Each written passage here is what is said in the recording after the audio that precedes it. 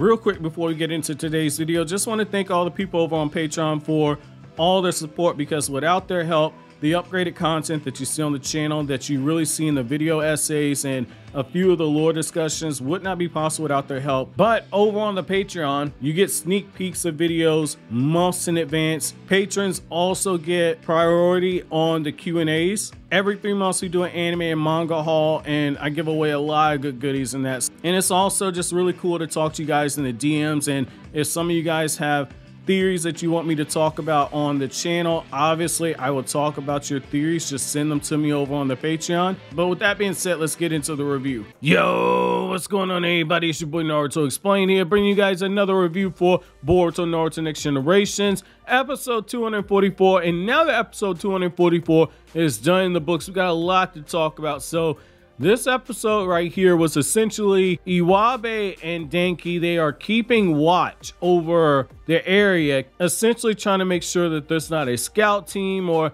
make sure that there's not any other issues with that advancing party from the Funato clan. And that's exactly what takes place. Iwabe and Denki, they get the information that a scouting team is coming out because the members of the Funato clan have realized that something has gone aloof. The bridges have been destroyed, and they want to make sure that this wasn't something done on purpose. So they sent out a small scout team. And I have to say, once we get to the village, we have Boruto and Kagura, and we have the scene with Bunten, and she explains everything that happened between her and Shizuma. I have to say that those frames, I have to say that the animation in this portion of the episode, as well as in other areas of the episode, you can tell that they had time to polish a lot of this stuff. I like what we saw here, whether it be some of the movements, whether it be the way that some of the hair was done, the shading, which is more so artistic than anything else. But I have to say, there were some nice moments in this. Studio Pierrot and Studio Jiru, you can tell that they were definitely on sync throughout this episode. This is easily one of the better animated episodes out the entire arc. Now, what I like about what we have here is that after Sarada has a moment where she basically calls out Boruto for basically being off task, and how Mitsuki essentially lets Boruto do whatever he wants, we get the revelation that Bunten, as she's talking to Heavy Ichigo, Bunten basically caught feelings with Shizuma, and Shizuma used that against her when they were in prison, because after Bunten came under the impression that Shizuma was going to allow her to escape with him, it became a situation where, as the breakout happened, Bunten gets her food poisoned, and Shizuma toys with her emotions and says, "I love you, Bunten," and he takes off after the fact. And that was one of those times where it's very cliche, but it's something that works when it comes to character motivations, because it explains why she's so dead set on believing in Kagura, because this is a really big deal for her to trust Kagura after what happened with Shizuma, because Shizuma allowed 2 of the other members of that 7 Ninja Swordsmen of the Mist team to be sacrificed as pawns. And then he double-crossed Bunten, and he was the only one who was able to escape. Now, that's interesting, because I thought it was Shizuma as well as a few other members. So it looks like there might have been another breakout before this, but it does show a lot, and it does kind of set the stage for explaining why Bunten is so willing to trust Kagura. Because for her to move from a situation where she trusted the wrong person to being willing to allow Kagura to place that seal on her and believe that Kagura was going to do everything within his power to make sure that she stays safe, and to go through with his word to negotiate on her behalf, that way she can experience true freedom. That does a lot for her character arc, and that actually takes her from being a character that I wasn't too interested in to now all of a sudden all those moments where she's giving Kagura those fleeting glances and everything.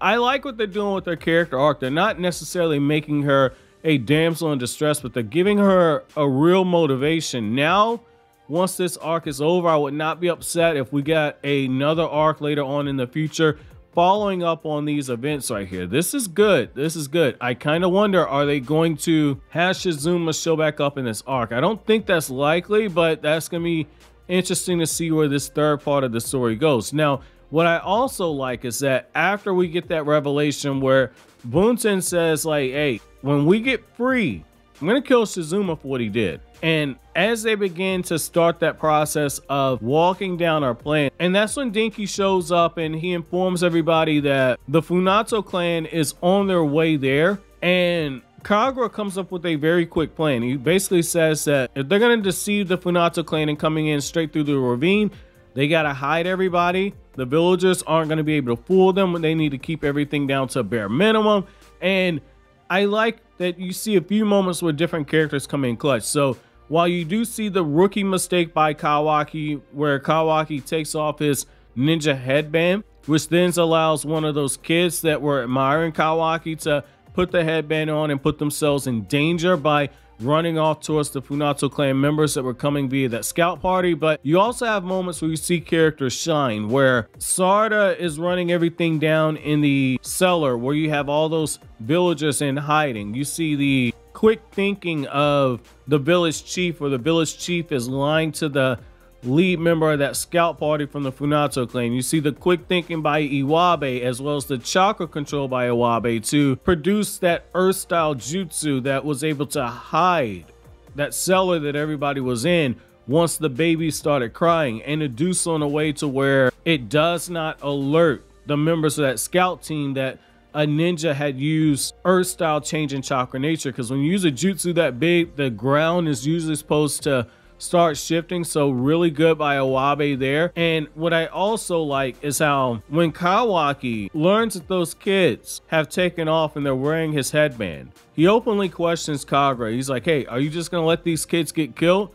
And in a way, that's kind of Kawaki just questioning, like, what's going to make you different from those people out at Kar? Because that's something Kar would have done. And I like the fact that Kagura quickly assembles that team of himself, and Kawaki, Boruto, and Mitsuki, they take off running.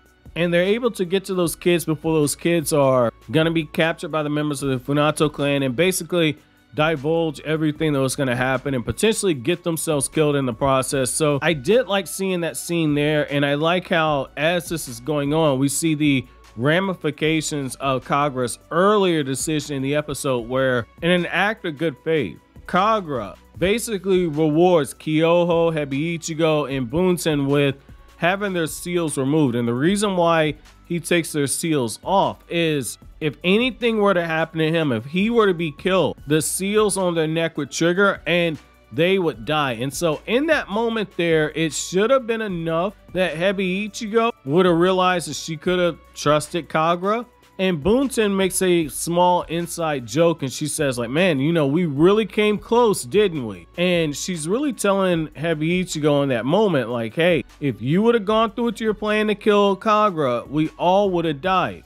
He just removed these seals of his own accord. And because those seals have been removed, you're going to see Bunsen and you're going to see Hebi Ichigo and Kyoho fighting at full strength now. So that's going to be interesting to see what they can do in terms of battle. And despite all of that act of good faith, Hebi Ichigo still can't bring herself to seemingly play by the rules, because when she takes off running, the person who realizes that she's gone is Metal Lee. And so if you've been shipping Metal Lee and Hebi Ichigo, at first I was like, man, I don't like this idea. We might have to actually talk about this, because Hebi Ichigo and Metal Lee, that looks like that might be a thing. And woo, I don't want to crack jokes, but I'm just going to say it, man. I don't know about them kids, baby. I'm just going to say that.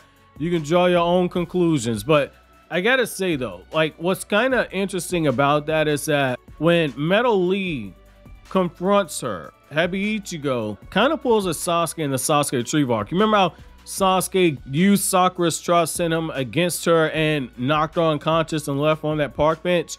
It's the same thing where Hebi Ichigo uses Metal Lee's trust, and in that moment when his guard is lowered, she renders him unconscious, and she takes off running and basically says that they had no real chance against 100 members of the Funato clan. And I'm going to say right now, that is a bit of a letdown. And the reason why I'm going to say a bit of a letdown, I understand this is supposed to be 100 members of an elite squad of Funato clan members. So they're not going to be 100 Chunin. I understand that. But what you're essentially saying, if you're Hebi Ichigo, is that you don't think, based off of the fighting force that you have acquired between Boruto on Team 7, yourself, Kagura, and Dinky's team, you don't think that that whole group can take on 100 Funato clan members. You're basically saying that each person can't take down 10. Now, if we all say Dinky doesn't get his Iron Man suit on, I can kind of understand why you say that. Because if he don't go full Tony Stark, I'm not going to say he's a liability, because he did show during the tuning exams that he has some battle experience where he doesn't need to rely on the suit. He can still use changing chakra nature without the suit. But it is one of those things where you're basically saying, I can't expect the people I'm fighting alongside to take out 10 to 12 people. The reason why that's key is when you look at somebody like Amayuri Ringo, who was one of the strongest 7 ninja swordsmen of the mist that ever existed. She took out 100 Chunin like it's nothing. Again, I understand this is not 100 Chunin level fighters. These Funato clan members are considered to be elite. It's still kind of wild that when you go back to that older generation of the 7 ninja swordsmen, 100 people would have been taken out like it's nothing. Or the idea of facing 100 people wouldn't be something that they would be worried about. And maybe that's where we as the audience, we just have extra info, because Amoe was able to fight Amayuri Ringo and fight her to a stalemate. Deepa absolutely bodied him.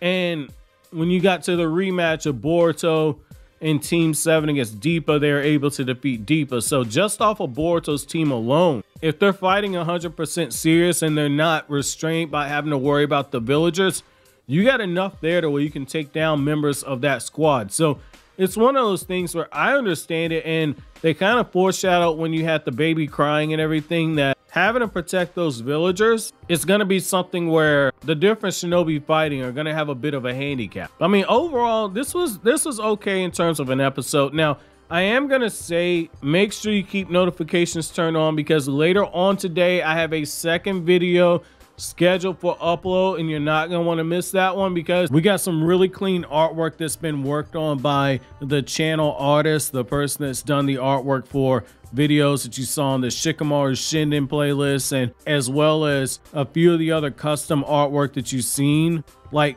Ada putting Naruto in a headlock and stuff like that. We got some really clean artwork done for this upcoming video that I really think you guys are really gonna enjoy. But the topic itself is something I've wanted to talk about for a while. I just need to collaborate with the artist for that video. But I've had to wait to release this content because I wanted to cover more non-manga stuff this month. So my episode question to you guys is, how do you feel about Bunsen's character arc now that you have this extra information? And when it comes to this idea that 100 Funato clan members is too much, do you guys agree with Hebi Ichigo that this is going to be an impossible fight? Or do you side with me in the sense that this says that this current crop of 7 ninja swords in the mist, they're weaker than people like Amayuri Ringo, and that Hebi Ichigo is severely underrating the power of people like Boruto, Sarada, and Mitsuki? Let me know down in the comment section below. So always, guys, if you like anything I had to say, don't forget to comment, rate, subscribe, and share. Thank you so much for watching to the end. Have an awesome day, guys.